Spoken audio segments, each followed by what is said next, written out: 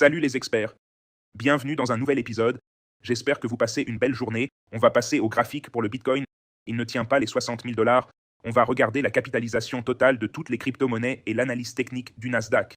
Je fais de l'analyse technique depuis 25 ans et 7 ans de vidéos quotidiennes gratuites, ce qui est magnifique. Mon but, c'est de faire fructifier mon argent, vendre quand c'est suracheté, acheter quand c'est survendu. Le Bitcoin est survendu en ce moment, donc je commence à accumuler. Ma position principale, c'est 70% en liquidité maintenant. Je suis sur le reste avec Google, Nvidia, Apple, TSM, Foxconn. Je veux construire des positions sur Tesla, Bitcoin et Ton, et je veux passer de ces 70% de liquidité à 70% d'actions après que le DXYXZ aura terminé sa montée, à mesure que le dollar américain se renforce, quand ils commenceront à baisser les taux d'intérêt, alors j'achèterai des actions, parce qu'en ce moment, avec des taux d'intérêt élevés, les actions vont être écrasées et le dollar américain va reprendre de la force. Passons maintenant aux aspects techniques pour le Bitcoin. Boudoudou, boudoudou, bidi bidi. On passe aux aspects techniques. Actuellement, le marché était fermé ce week-end.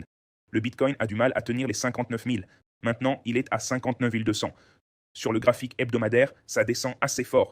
Ça ne tient pas sur ce premier support majeur à 58. Il essaie, mais il rebondit toujours. Peut-être que ça tient, mais c'est le premier support majeur. Il a déjà cassé le niveau des 67 000, qui était le précédent record historique en 2021.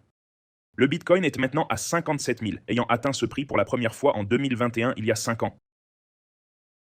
Il a atteint ce prix pour la première fois il y a 5 ans, ce qui est fou. Il n'a pas grandi, il l'a fait, mais maintenant il est revenu à son niveau d'il y a 5 ans.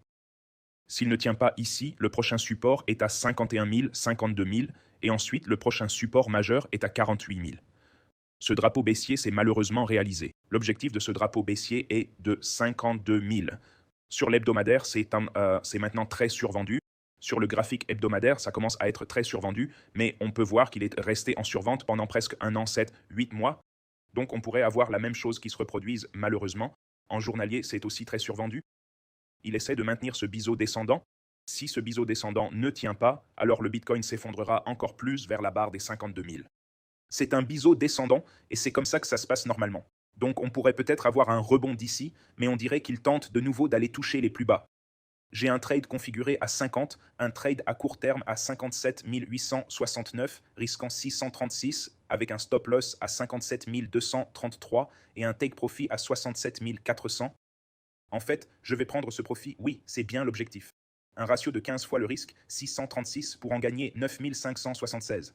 Avec un levier de 10 fois, ça ferait 95 000. C'est un trade que j'ai sur le Bitcoin. Passons maintenant au graphique en 4 heures. En 4 heures, malheureusement, on a eu un rebond à 58 000, il est monté à 61 000 et il redescend maintenant à 59 000. Il vient de descendre 2 fois à 58 900. Sur l'horaire, ça baisse. Oui, je vais laisser cette même position ouverte pour le Bitcoin.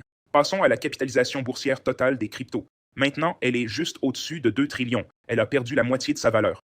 Le Bitcoin et d'abord, les cryptos ont atteint 2 trillions en 2021, puis sont montés à 3 trillions avant de redescendre à 700 milliards pendant le marché baissier de 2021, 2022, 2023.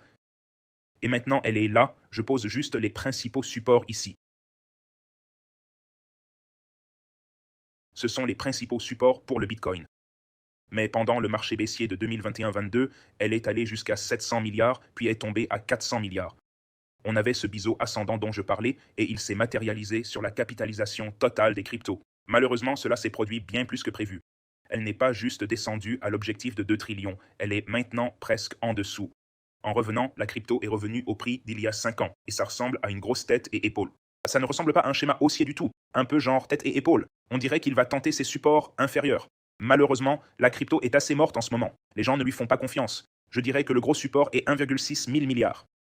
Donc, si ça ne tient pas cette zone de support majeure ici, on va avoir une nouvelle baisse de 17% pour la crypto, soit encore 300 milliards. Et si ce support ne tient pas, le prochain niveau est 1,2 000 milliards, ce qui est tout à fait possible. Pendant le marché baissier de 2022, nous sommes descendus à 700 milliards.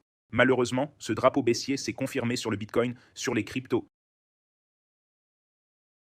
Ce drapeau baissier s'est matérialisé, donc maintenant, on a un support, mais pas beaucoup ici, pour être honnête. C'était en 2021. En 2021, c'était une grande zone de résistance et de support. En 2024, c'était une grande zone de support. Alors peut-être qu'on trouvera du support ici aussi. Mais si ça ne tient pas ici, le prochain niveau est 1,6 000 milliards. Passons au graphique journalier et hebdomadaire. C'est survendu en journalier. C'est survendu. Et on dirait que ce même type de figure ne ressemble plus tellement à un coin descendant ici sur Bitcoin, sur la crypto.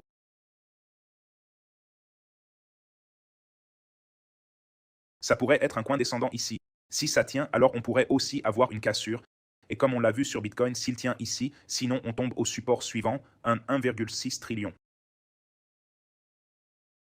Passons au Nasdaq. Le Nasdaq représente tout. Tout cela à cause de l'idiot orange parti en guerre, même s'il avait promis pas de nouvelle guerre. Il s'est présenté en promettant pas de guerre. Il se moquait de tous les politiciens en disant que s'il gagnait, il ferait de la guerre à l'Iran. Et puis ce putain de boomer attardé est allé en guerre, est allé en guerre.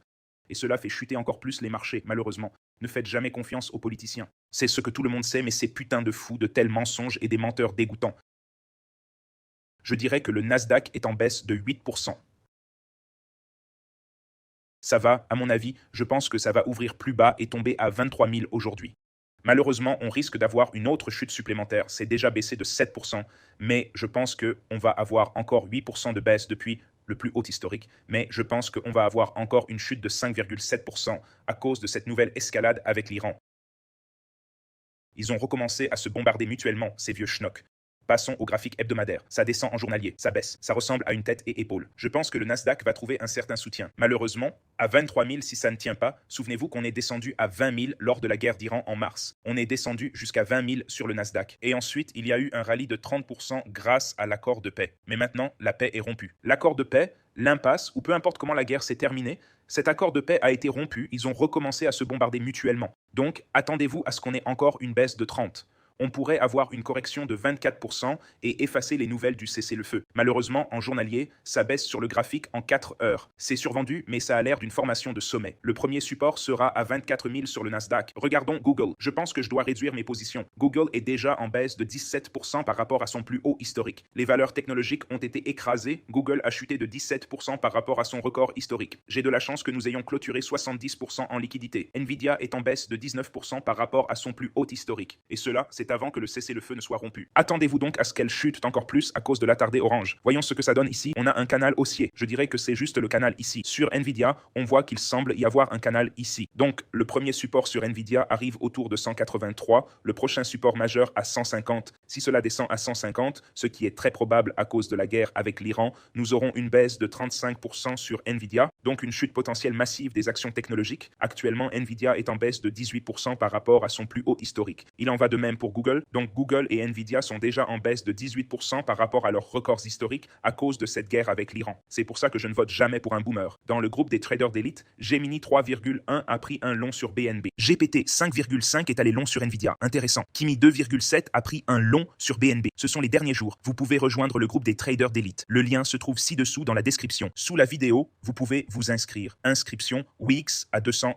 Bybit, un bonus de 30 000 quand vous remplissez toutes leurs conditions. Telegram gratuit. Et ensuite, vous pouvez rejoindre ce groupe d'élite de traders et suivre le cours sur jamescryptoguru.com pour apprendre tout ça et tout. Et une fois que ce groupe aura atteint 250 membres, il reste 49 membres, nous allons choisir un gagnant pour un MacBook Air et l'équipe annoncera le gagnant de l'iPhone Air de la semaine dernière. Ils essaient encore de choisir quelqu'un qui remplissait les critères. Merci Gourou. J'ai gagné 25 000 $ la semaine dernière. J'ai transformé 10 000 $ en 35 000 $. J'ai gagné 15 000 $ avec Uber. Mise à jour. Depuis que j'ai investi dans votre cours, j'ai réalisé plus de 109 000 $ de bénéfices, plus que doublant mon investissement. Mon portefeuille a atteint 1 million. Vous pouvez lire tous ces commentaires juste en dessous. Et en ce moment, je suis actuellement en petite position longue sur le Bitcoin. Mais cette transaction est en perte. Moins 1700, 1800. C'est une transaction d'1,5 Bitcoin. La perte totale sur cette transaction est maintenant d'environ 8000. Mais j'essaie de me construire une position au fur et à mesure que ça baisse. Le prochain achat est à 57 000. Malheureusement, le Bitcoin ne se maintient plus au-dessus de 60 000. Voyons voir. Il ne tient plus les 60 000. Et oui, voyons s'il va faire un double fond ici, voire un triple ou un quadruple fond à 58 000. Sinon, le prochain palier est à 52 000. Ça ne s'annonce pas bien. Si ça casse ce biseau descendant, ce sera malheureusement une très mauvaise nouvelle pour le Bitcoin. Voilà mes mises à jour sur le marché, tout le monde. Je vous souhaite une belle journée. Souvenez-vous de ces mensonges et de ces ruses pour les futurs politiciens. Assurez-vous de voter et vérifiez 2 fois les politiciens. Ne croyez pas leurs mensonges et leurs promesses, car ce sont des boomers menteurs. Appuyez sur le bouton d'abonnement, mettez plein de pouces bleus et activez la cloche. Poussez pour des politiciens pacifiques. Poussez pour des personnes qui veulent la paix et qui souhaitent faire croître les économies. Et repoussez toujours et votez contre les menteurs et les manipulateurs. Je vous aime tous. Passez une excellente journée et je vous reverrai tous demain.